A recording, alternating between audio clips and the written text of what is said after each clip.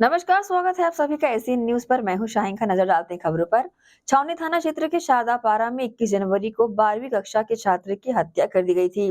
इस मामले में स्थानीय विधायक ने आरोपियों के अवैध कब्जों पर बुलडोजर चलाने की बात कही थी। नतीजतन सोमवार को आरोपियों के तमाम अवैध निर्माण को बुलडोजर चलाकर ध्वस्त कर दिया गया। कार्रवाई के बाद विधायक रिकेश सेन ने अपराधियों को चेतावनी देते हुए कहा कि वैशाली नगर विधानसभा में अपराध व अपराधियों के लिए कोई जगह नहीं है।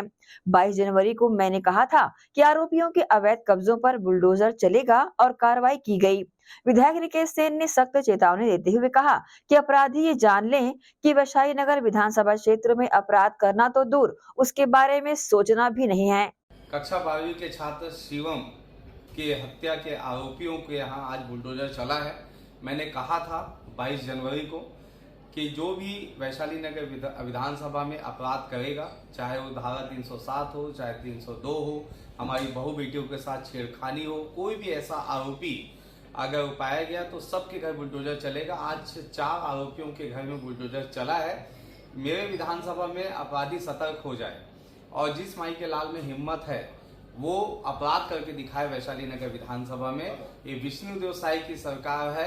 अपराध मुक्त प्रदेश बनेगा, अपराध मुक्त जो है वैशाली नगर विधानसभा बनेगा। फिर से हिंदी में समझा दे रहा हूँ सभी अपराधियों को, ये समझ ले कि अपराध करना तो बहुत दूर की बात है।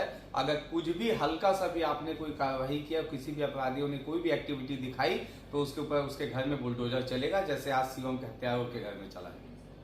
कांग्रेस नेता राहुल गांधी की भारत जोड़ो न्याय यात्रा के दौरान अंबिकापुर में आयोजित आम सभा में पहुंचे कांग्रेस के महासचिव एवं संचार प्रभारी जयराम रमेश ने लोकसभा चुनाव के लिए इंडिया अलायंस सीट बंटवारे पर कहा कि मैं मानता हूं कि थोड़ी देर हुई है, लेकिन ये एक मुश्किल काम है क्योंकि हम राज्य स्तर पर कुछ पार्टियों के खिलाफ चुनाव लड़ रहे हैं। इंडिया अलायंस 2024 के लोकसभा चुनाव के लिए है।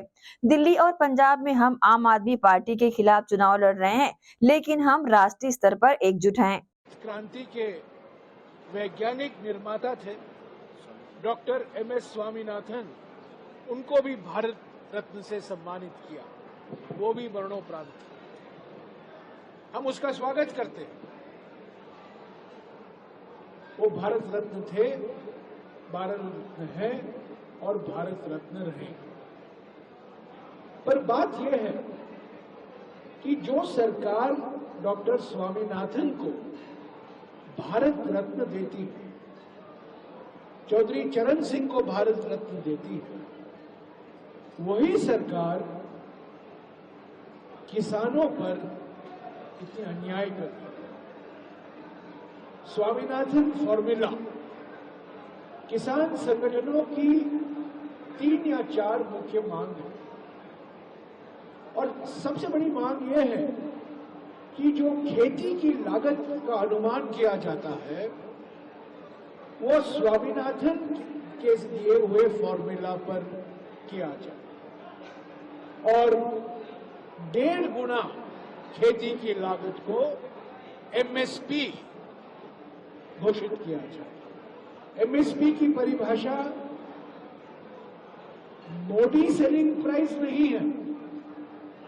एमएसपी की परिभाषा है मिनिमम सपोर्ट प्राइस, न्यूनतम समर्थन मूल्य। मोदी सेलिंग प्राइस नहीं है, मिनिमम सपोर्ट प्राइस है।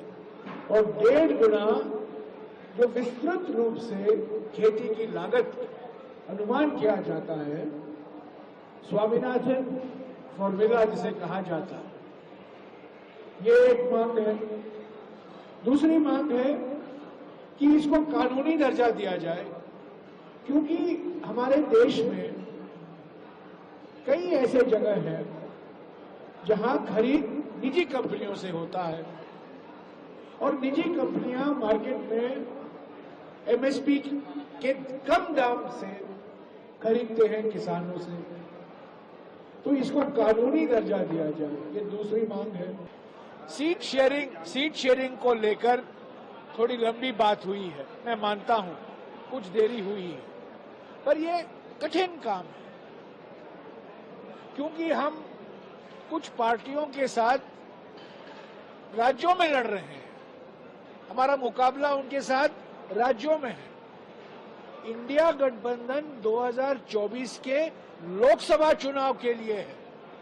दिल्ली में तो हम आम आदमी पार्टी के खिलाफ लड़ रहे हैं, पंजाब हमारा मुकाबला आम आदमी पार्टी के साथ है, पर राष्ट्रीय स्तर पर हम एक हैं कि हमें बीजेपी को हराना है।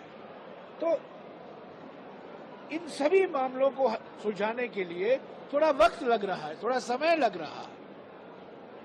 अगर आप कहें कि क्या पहले हो जाना चाहिए था, मैं सहमत हूं, पर कुछ कठिनाइयां आई हैं और मैं समझता हूं कुछ ही दिनों में खास तौर से डीएमके के साथ कोई समस्या नहीं है, एनसीपी और शिवसेना के साथ कोई समस्या नहीं है, समाजवादी पार्टी के साथ मैं समझता हूं कुछ तकलीफें नहीं है।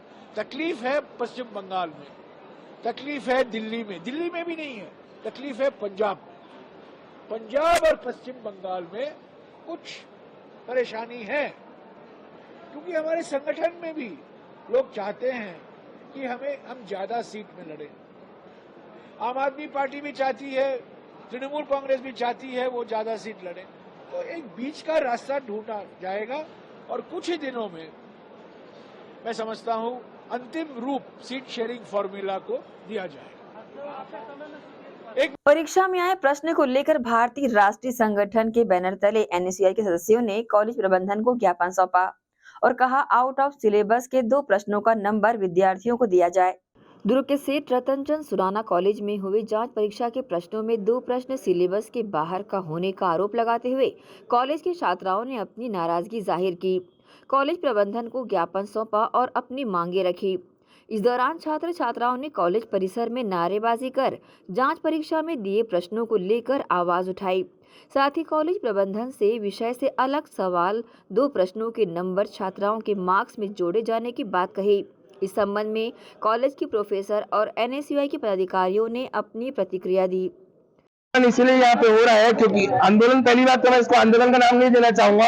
हम लोग यहाँ शांति से ज्ञापन लेने आए हैं, लेकिन टीचर हमारी बात यहाँ सुनने को पूरी तरह से इनकार कर रहे हैं कि हम आपकी बात नहीं सुन पाएंगे। हमने उनको ज्ञापन दिखाया है और उनको बताया कि शांति से हम यहाँ कार्यक्रम करने आए हैं। ये मॉडल पेपर है सर, सुराना कॉलेज के गणित एग्जाम, गणित विषय का।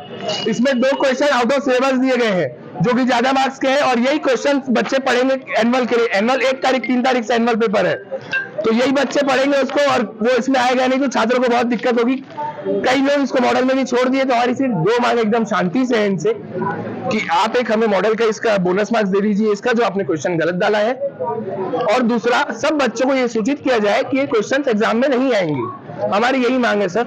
और यहाँ पे हम लोगों ने मॉडल एग्जाम के लिए पैटर्न बच्चों को थोड़ा सा देखने के लिए, क्योंकि 2 साल से कोविड के चलते बच्चे बहुत पढ़ाई में सिंसियर नहीं हैं, तो एक मॉडल पेपर रखा हुआ था कि उनको एक तरीके से नॉलेज हो जाए कि किस तरीके के क्वेश्चन पेपर आते हैं।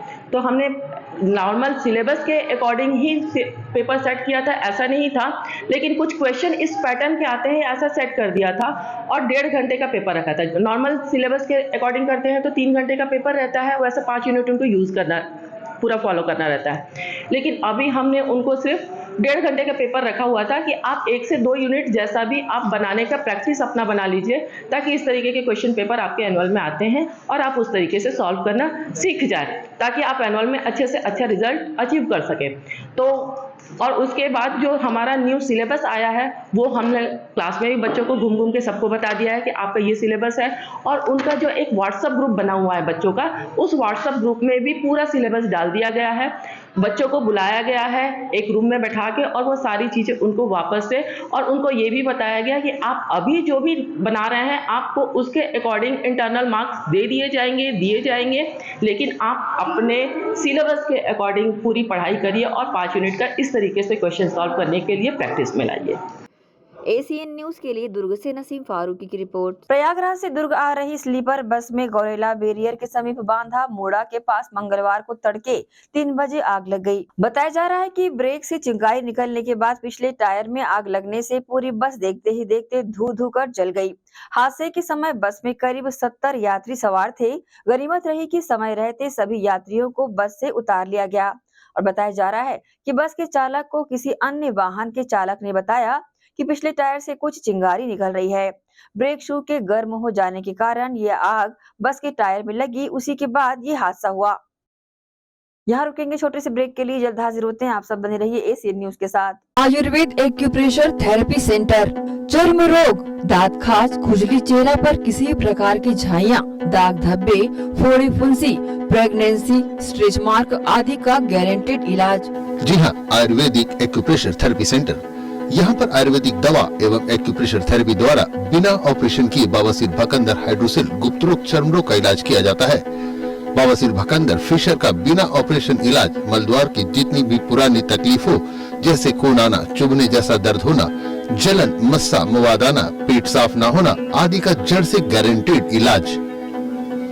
गुप्त रोग, शादी के बाद या शादी के पहले बचपन की गलतियां, उम्र की अधिकता या किसी भी कारण से मर्दाना कमजोरी, शीघ्र पतन, शादी के नाम से डर लगना, बच्चा न होना, पेशाब में जलन, स्वप्न दोष, शारीरिक कमजोरी, थकान आदि बीमारियों सहित हाइड्रोसिल का बिना ऑपरेशन गारंटेड इलाज। महिला गुप्त रोग, बवासीर, भकंदर, फिशर का बिना ऑपरेशन जड़ से गारंटेड इलाज। माहवारी गड़बड़ी, सफेद पानी जाना, हाथ पैर में जलन, दर्द, कमर में दर्द, बच्चा न होना, मिर्गी, पुराने से पुराना घाव, गैंग्रीन का इलाज किया जाता है। हमारा पता डॉक्टर हीरा, गया नगर, दुर्ग। मोबाइल नंबर 9981659182 और भिलाई में 18 नंबर रोड, पटेल डेयरी के पास, कैंप 1 भिलाई। Mobile number 8815563954।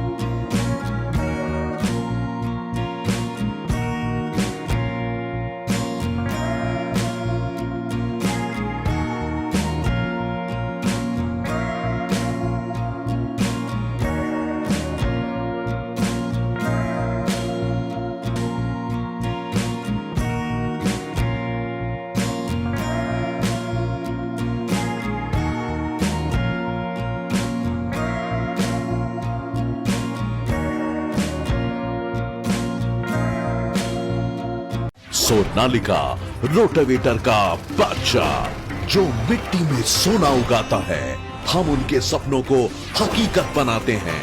खेती के उपकरणों में दुनिया का number 1 heavy duty range Sonalika agro solutions पेश करते हैं सोनालिका शानदार रोटावेटर ऑफर। त्योहार के अवसर पर लाखों के उपहार।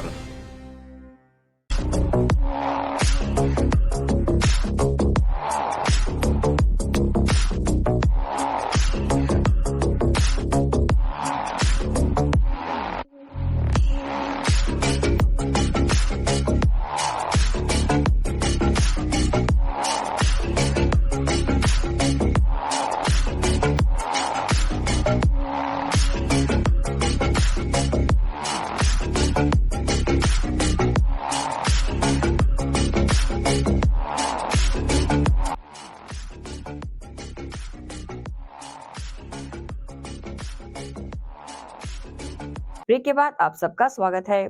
दुर्ग के साइंस कॉलेज में पर्यावरण को लेकर के 2 दिवसीय आयोजन किया गया। छात्र छात्राओं ने यहां पर अपनी बातें रखी। दुर्ग के विश्वनाथ यादव तामस्कर स्नातकोत्तर महाविद्यालय के वाणिज्य एवं प्रबंधन विभाग द्वारा प्रायोजक पीएम ऊषा के तहत संतोषणी व्यावसायिक रणनीतियां के तहत आधुनिक व्यापार परिदृश्य में हरित वित्त, मानव संसाधन और विपणन विषय अंतर्गत राष्ट्रीय सेमिनार का 2 दिवसीय आयोजन किया गया। आयोजन में देश के विभिन्न राज्यों जैसे कि असम, उत्तर प्रदेश, पश्चिम बंगाल, तेलंगाना, तमिलनाडु के प्राध्यापकगण एवं शोधार्थीगण ने पंजीयन कराया। इस दौरान गुरु घासीदास केंद्रीय विश्वविद्यालय के प्राध्यापक डॉक्टर अमित मंगलानी ने हरित वित्त, सतत विकास के लक्ष्य तथा संतोषणी व्यावसायिक रणनीतियां एवं इसके महत्व पर प्रकाश डाला। इस मौके पर प्राचार्य डॉक्टर M.A. सिद्दीकी, पूर्व प्राचार्य doctor R.N. Singh, doctor Om Prakash Gupta, Shailendra Bhadauria, Amit Mangalani मुख्य अतिथि के रूप में शामिल रहे। इस संबंध में शामिल लोगों ने अपनी प्रतिक्रिया दी। छात्रों को ये लाभ मिलेगा। छात्र से हमारा सिर्फ रिलेटेड सिर्फ कॉलेज से नहीं है, बाकी भी यूथ जितनी प्रैक्टिसेस कर रही हैं, जैसे हमारा ग्रीन फाइनेंस है, HR और मार्केटिंग है। फाइनेंस तो कहीं से भी जुड़ा हुआ है सर, चाहे स्टूडेंट का फाइनेंस सोचें, चाहे प्रीवियस फाइनेंस सोचें, बिजनेस का फाइनेंस सोचें, हर कोई फाइनेंस की फील्ड में आगे बढ़ रहा है। गवर्नमेंट ऑफ छत्तीसगढ़ गवर्नमेंट भी बहुत सारा ग्रीन एनर्जी के ऊपर काम कर रही है, तो फाइनेंस ये काम करेगा, हमारा रिसर्च जो हमारा सेमिनार भी है कि उनके लिए क्या बेनिफिशियल रहा आगे का काम फाइनेंस में।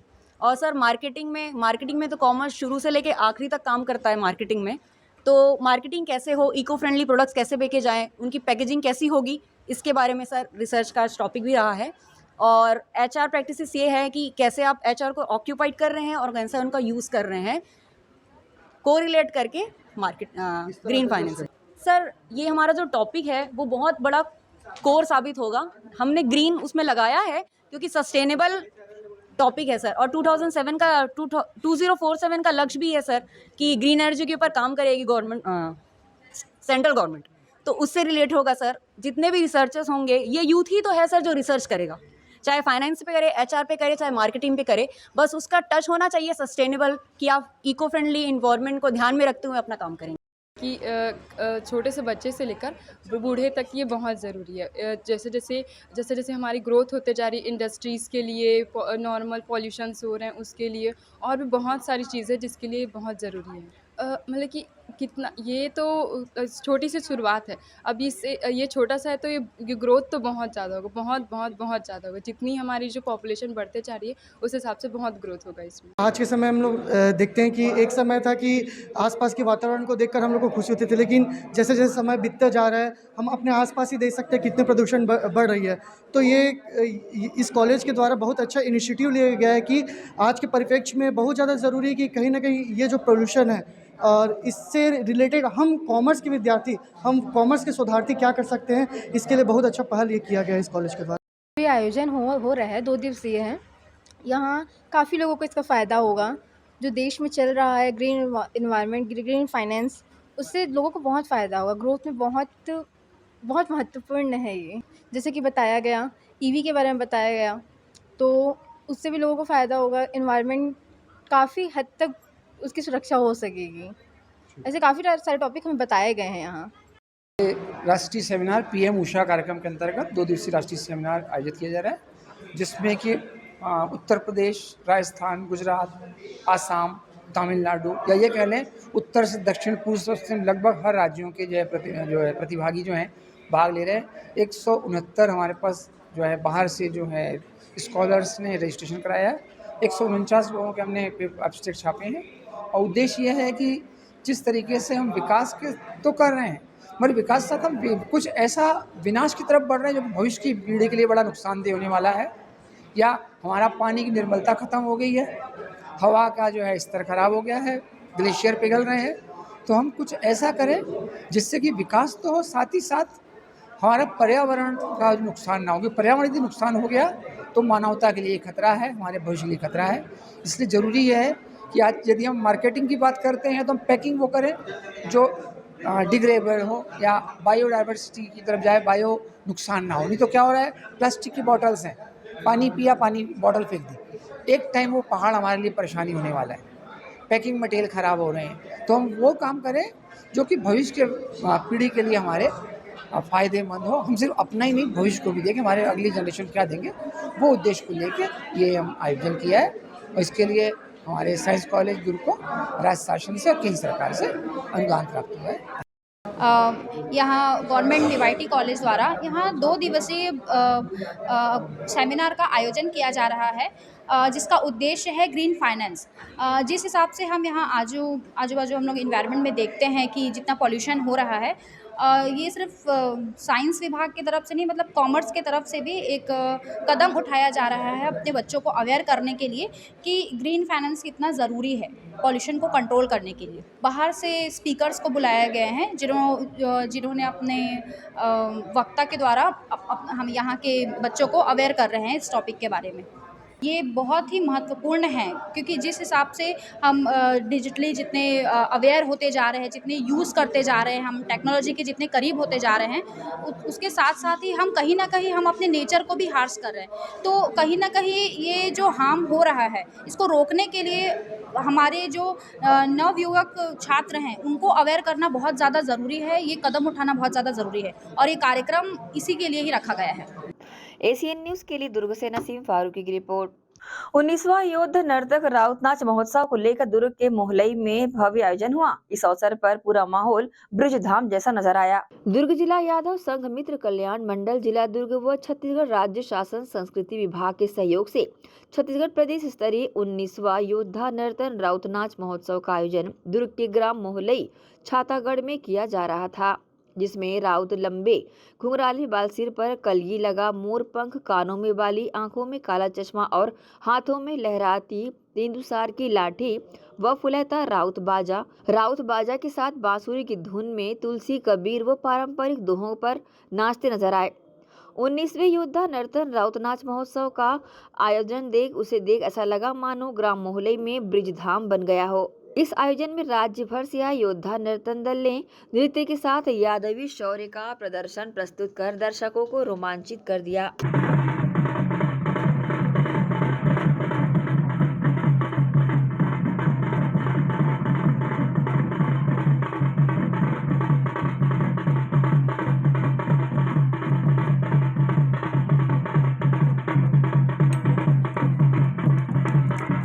इस मौके पर पहुंचे अतिथियों ने कार्यक्रम की सराहना की और इस दौरान दुर्ग ग्रामीण विधायक ललित चंद्राकर ने तलवार लहराकर यादवों का उत्साह वर्धन किया। पूर्व दुर्ग विधायक अरुण बोरा ने भी पारंपरिक यादव वेशभूषा में यादवों का उत्साह किया। साथ ही समाज रत्न व पद्मश्री फूलबासन यादव ने रौताइन हाथा चित्रकला प्रतियोगिता बनाने वाली महिलाओं का उत्साह किया।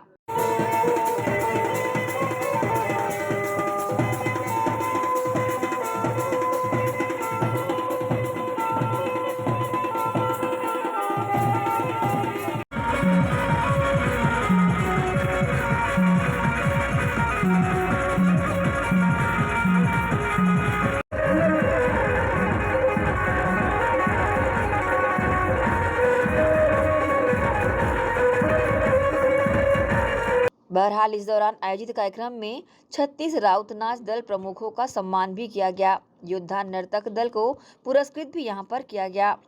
एसीएन न्यूज के लिए दुर्ग से नसीम फारूकी की रिपोर्ट। नगर पालिका निगम भिलाई परिसर के अंदर विभिन्न प्रकार के टैक्स लेने के लिए काउंटर बनाए गए हैं। पहले इन काउंटरों के समीप बैठने की उचित व्यवस्था हुआ करती थी, जिससे टैक्स जमा करने आए लोगों को परेशान नहीं होना पड़ता था और वह अपना टैक्स आराम से जमा किया करते थे। परंतु इन दिनों जब वित्तीय वर्ष 2023-24 का अंतिम समय चल रहा है और लोग ज्यादा संख्या में टैक्स जमा करने आ रहे हैं, उनके लिए बैठने की व्यवस्था यहाँ पर नहीं है, जिससे लोग जमीन पर बैठकर टैक्स जमा करने का फॉर्म भरते नजर आ रहे हैं और परेशान भी होते दिखाई दे रहे हैं। निगम भिलाई को इस ओर ध्यान देने की जरूरत है ताकि टैक्स जमा करने आए लोगों को सुविधा प्रदान की जा सके और वह अपना टैक्स बगैर किसी दिक्कत के जमा कर सकें। दुर्ग के शत्रुपा शीतला सेवा समिति मंदिर में हुए चुनाव में कांटे की टक्कर रही, वहीं 140 मतदाताओं ने अपना चुनाव अध्यक्ष चुना। दुर्ग के शत्रुपा शीतला सेवा समिति मंदिर सिविल लाइन कसारी डी के 4 वर्षीय कार्यकाल वाले प्रतिष्ठापूर्ण चुनाव में अध्यक्ष, उपाध्यक्ष, सचिव व कोषाध्यक्ष पद के लिए चुनाव संपन्न कराया गया। चुनाव में 155 मतदाताओं ने हिस्सा लिया था। चुनाव में 140 के मत से रोमनाथ साहू अध्यक्ष निर्वाचित घोषित किए गए। साथ ही मंदिर समिति के संयुक्त सचिव पद पर चंपा साहू व प्रबंधकारिणी सदस्य के 2 पदों के लिए तामेश्वर यादव व पुष्पा श्रीवास पहले ही निर्विरोध निर्वाचित हुए थे। इस दौरान पूरे चुनाव का संचालन मुख्य चुनाव अधिकारी अखिलेश मिश्रा ने किया।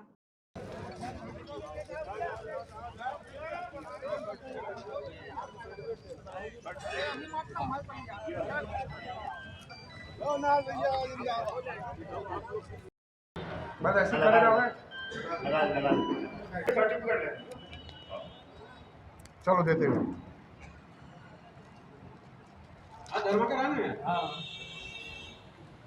हाँ ठीक है।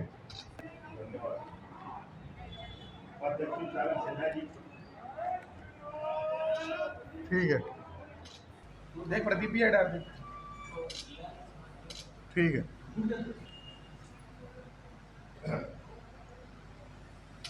दिन भर चले इस चुनाव में अन्य चुनाव की तरह जोश नजर आया। वहीं 2 खेमों में अलग अलग बैठे मंदिर समिति के पदाधिकारियों ने अपने पक्ष में वोट करने मतदाताओं से अपील करते नजर आए। इस दौरान कुल 155 मतदाता वाले चुनाव में 140 मतदाताओं द्वारा अपने मताधिकार का उपयोग किया गया। 6 चक्र की मतगणना में प्रत्याशियों के बीच कांटे की टक्कर रही, जिसमें अध्यक्ष पद पर प्रत्याशी रोमनाथ साहू ने सीधे मुकाबले में संजय सिंह को 4 मतों से पराजित किया। रोमनाथ को 70 और संजय को 66 मत मिले, जिसके बाद चुनाव अधिकारी द्वारा सभी जीते गए प्रत्याशियों को प्रमाण पत्र भी वितरित किया गया। शत्रुपा शीतला मंदिर सेवा समिति के चुनाव हुए हैं, उसमें सुबह 11 बजे से अभी 3 बजे तक मतदान किया गया है। कुल मतदान 155 मतदाता थे, जिसमें से 140 मतदाताओं ने अपने मताधिकार का प्रयोग किया है। अभी 4 बजे से उसकी गिनती होगी। कुल 8 प्रत्याशी थे। अध्यक्ष पद के लिए 2, उपाध्यक्ष के लिए 2, सचिव के लिए 2 और कोषाध्यक्ष के लिए 2। 3 पद पे निर्विरोध निर्वाचन हो चुका है। सचिव के लिए निर्विरोध हो चुका है और कार्यकारिणी के 2 सदस्यों को निर्विरोध निर्वाचन हो चुका है। काउंटिंग 4 बजे से चालू होगी और लगभग 1 से 1.5 घंटे में रिजल्ट आ जाएगा। मैं अखिलेश मिश्रा, मुख्य निर्वाचन अधिकारी, आप राजेश वर्मा जी सहायक निर्वाचन अधिकारी, आप सोलंकी जी हमारे सहायक, आप देवंगन जी हमारे सहायक, आप अशोक जी हमारे सहायक। इसके बाद शीतला मंदिर समिति के चुनाव में अध्यक्ष रोमनाथ साहू पैनल के विजयी होने से समर्थकों ने मंदिर परिसर में पटाखे फोड़कर मिठाइयां बांटकर खुशियां मनाई। साथ ही निर्वाचित सभी प्रत्याशियों को बधाई देने लोगों का तांता भी लगा रहा। इस दौरान पहुंचे भाजपा जिला अध्यक्ष जितेंद्र वर्मा ने प्रतिक्रिया दी। मैया की जय। आज शीतला मंदिर समिति का चुनाव हुआ है। इस चुनाव में इस संस्था के सदस्य बड़े भैया आदरणीय रोमनाथ साहू जी और इसके पूरा जो पैनल है निर्वाचित होके आए हैं।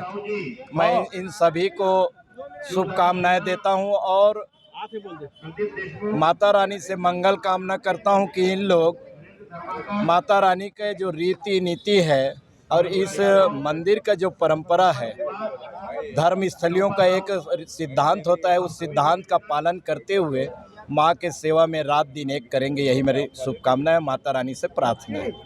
बहरहाल वहीं जीत के बाद प्रत्याशियों ने अपनी जीत और मंदिर समिति के कार्यों को लेकर अपनी प्रतिक्रिया दी। नहीं, मतलब मंदिर समिति में हमारी पैनल जीती पूरी और जीत सच्चाई की ओर हुई है, सच्चाई की जीत हुई है ना। आगे मंदिर का अच्छा मतलब निर्माण हो, मतलब अच्छा से मतलब ये किया जाएगा, है ना, विकास किया जाएगा और मंदिर की जो माता की जो रीति रिवाज है उसके साथ पूजा अर्चना होगी और आगे की रणनीति अब पदभार ग्रहण के बाद आगे की रणनीति बनेगी। अभी हम लोग ज़्यादा कुछ नहीं करेंगे। 11 फरवरी दिन रविवार को माँ शत्रुपा शीतला मंदिर में चुनाव की प्रक्रिया प्रारंभ हुआ और समस्त संरक्षक सदस्य एवं आजीवन सदस्यों के मार्गदर्शन में यह चुनाव संपन्न हुआ और जिसमें वरिष्ठ सदस्यों के द्वारा हम पैनल को स्वीकार किए और हम लोग आगामी सत्र में जो भी रुका हुआ काम है विकास की गति को हम लोग पूरा करने के लिए तैयार हैं और हमारे साथ हमारे कार्यकारिणी जो निर्विरोध आए हैं उनको भी मैं बधाई दूंगा। चूँकि 2 महिलाएं आई हैं, यह बहुत गर्व की बात है कि इस समिति में 2 महिलाओं का भी पदार्पण हुआ है। इसके लिए समिति बहुत बहुत धन्यवाद, बधाई के पात्र हैं सब। एसीएन न्यूज़ के लिए दुर्ग से नसीम फारूकी की रिपोर्ट। यहाँ रुकेंगे एक और छोटी सी ब्रेक के लिए, जल्द हाजिर होते हैं। आप सब बने रहिए एसीएन न्यूज़ के साथ।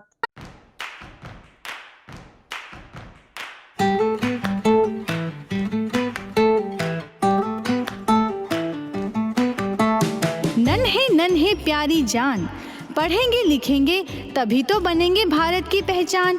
बच्चों से ही है कल का भविष्य, तो आइए उदय पब्लिक स्कूल में जल्द ही एडमिशन कराइए।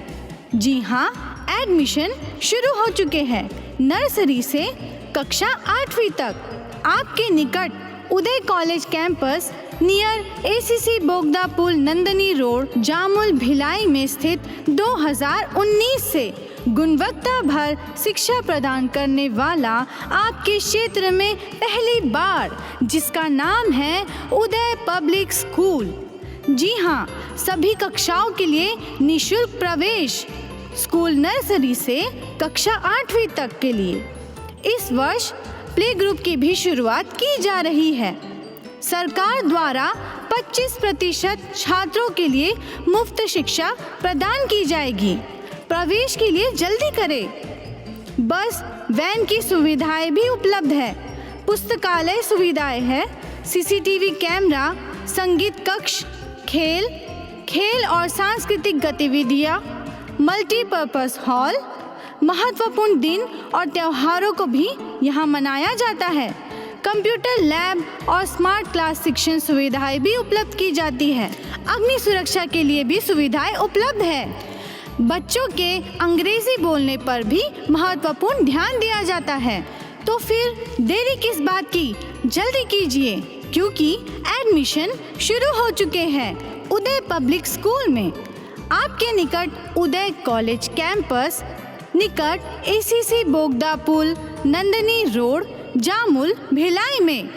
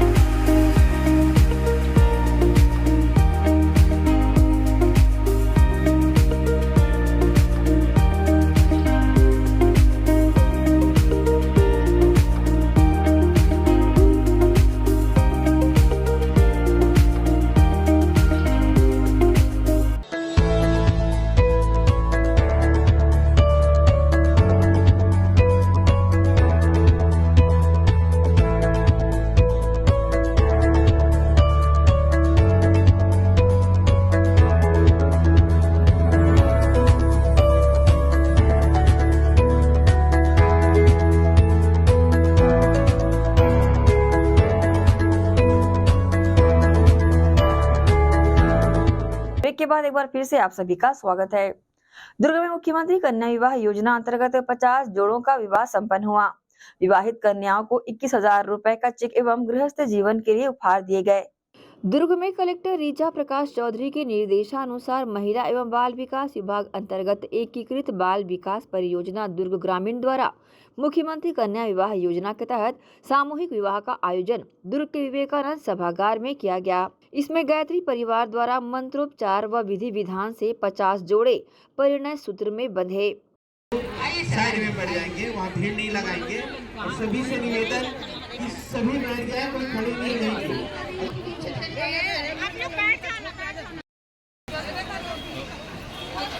आगे होइए, आगे चलो। नहीं, कुर्सी में मैडम लोग आ रहे हैं। एक सेकंड।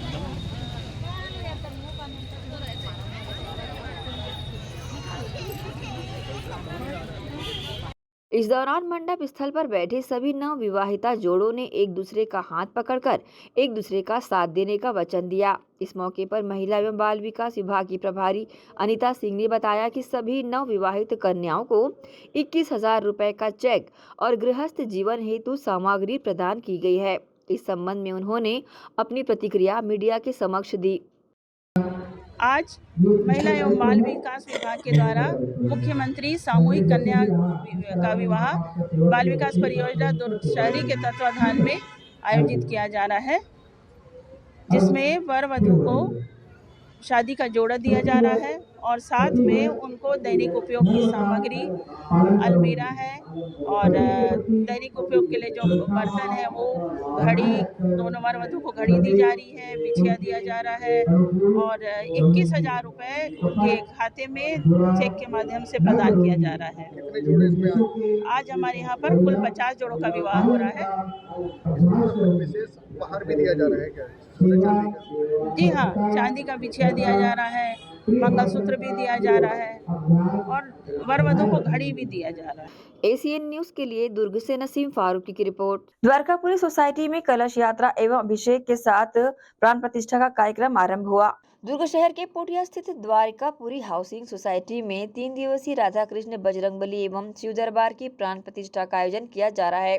3 दिवसीय प्राण प्रतिष्ठा समारोह की शुरुआत शिवनाथ नदी तट पर यजमान पूजन एवं 10 विधा स्नान के साथ की गई। साथ ही श्री गणेश का पूजन भी किया गया। इसके बाद पोटिया तालाब से भव्य कलश यात्रा निकाली गई, जिसमें सैकड़ों महिलाओं ने एक जैसा श्रृंगार करके कलश उठाया। साथ ही कलश यात्रा में मंदिर में स्थापित की जाने वाली सभी मूर्तियों का नगर भ्रमण कराते हुए शोभा यात्रा निकाली गई। शोभा यात्रा में एक रंग की साड़ी पहनकर सैकड़ों महिलाएं गाजे बाजे के साथ नाचते गाते हुए लेकर कलश लेकर मंदिर पहुंची। इसके साथ ही प्राण प्रतिष्ठा को लेकर विभिन्न आयोजन किए गए।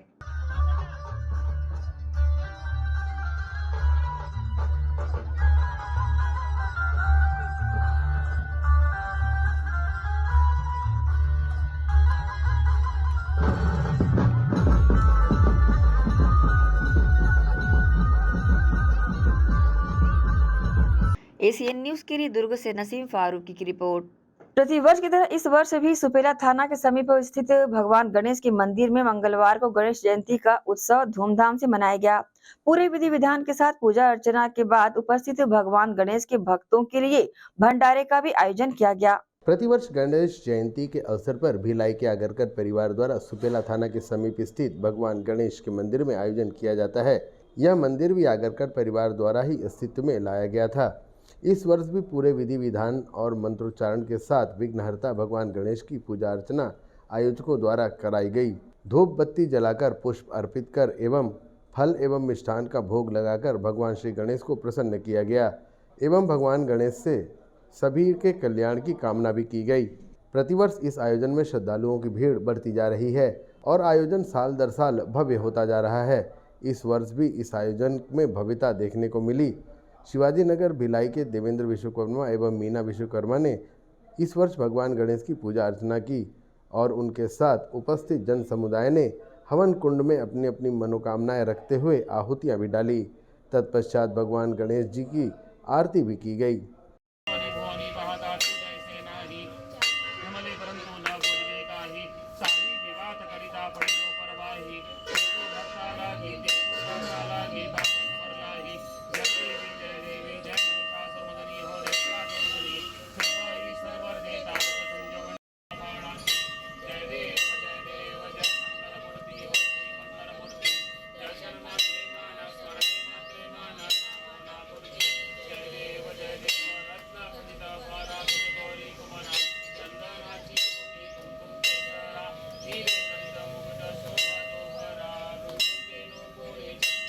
इस अवसर पर आयोजकों द्वारा स्वयं भंडारे का निर्माण भी कराया गया और श्रद्धालुओं में वितरित भी किया गया। गणेश जयंती पर हुए इस आयोजन में आयोजकों ने पूरे शहर और प्रदेशवासियों को गणेश जयंती की ढेरों शुभकामनाएं भी दी हैं। जी, आज गणेश जयंती है। इस उपलक्ष्य में यहाँ पूजा आराधना की गई है। पूजा किए हैं, भगवान के सामने अपनी मनोकामना रखे हैं।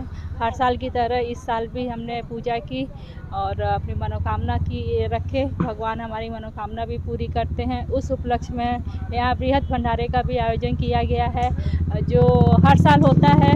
आगे भी ऐसे ही होता रहे। भगवान हमें आशीर्वाद दे कि आगे भी इससे अच्छे कार्यक्रम होते रहे। और शहरवासियों को गणेश जयंती के उपलक्ष्य में बहुत बहुत बधाई।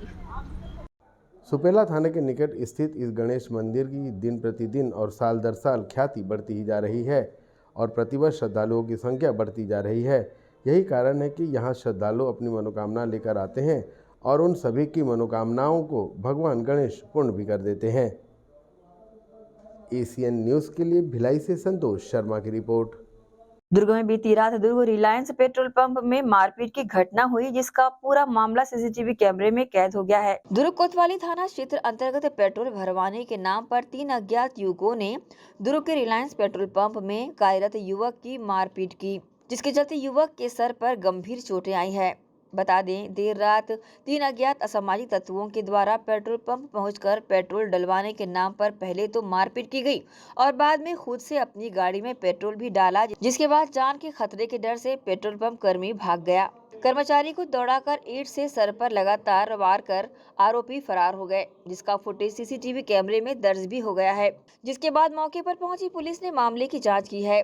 बता दें, जिस प्रकार से पुलिस पेट्रोलिंग के द्वारा शहर में गश्त किया जा रहा है, वहीं दुर्ग कोतवाली पुलिस नाइट पेट्रोलिंग की फेल नजर आई। बाकायदा खुलेआम 3 अज्ञात युवकों द्वारा दादागिरी कर गुंडागर्दी करने वालों के हौसले बुलंद बताए जा रहे हैं। अब देखना होगा दुर्ग पुलिस इस तरह के मामले पर किस तरह से संज्ञान लेकर आगामी घटनाओं को सुरक्षित रखती है। इस संबंध में पीड़ित कर्मचारी ने अपनी आप बीती सुनाई। सर, कल रात के 11:45 का घटना है। ये 3 आरोपी गाड़ी में सवार होके आए पेट्रोल डलाने। इनके गाड़ी में 90 का पेट्रोल डाला है। इनने 100 का नोट 100 रुपये दिए थे वो, तो उसमें से उनको 10 रुपये वापस किया। तो उन लोग ने ना मेरे से और पैसा मांगे कि तू मेरे को और पैसा दे। गाली गुफ्तार कर रहे थे, माँ बहन का बहुत गंदा गंदा गाली बके, और फिर उसके बाद पैसा ऐसा छीन रहे थे। फिर एक जन ने मारा है। फिर मारने के बाद मेरे को मारना शुरू करे, तो मैं जान बचाने के लिए पीछे भागा। तो फिर इन लोग आरोपी लोग ने अपनी गाड़ी में पेट्रोल तो भी डाल रहे थे, अपने से नोजल उठा ले और डाल रहे थे। तो फिर उसके बाद पीछे तरफ मेरे को गया, पीछे तरफ भागा तो पीछे तरफ पकड़ लिए मेरे को, दोनों हाथ पकड़ लिए और ईंटे से 8-10 बार वार किए। और उसके बाद मेरे को चाबी से, गाड़ी की चाबी से भी मारे। पुलिस प्रशासन को सूचना मैं किया तो लेट आए पुलिस। घटना होने के बाद वही 10-15 मिनट बाद इनका आए 112 और कंट्रोल रूम गाड़ी। ACN न्यूज के लिए दुर्ग से नसीम फारूकी की रिपोर्ट। इसी के साथ ही आपसे लेंगे इजाजत। आप सब बने रहिए ACN न्यूज के साथ। नमस्कार।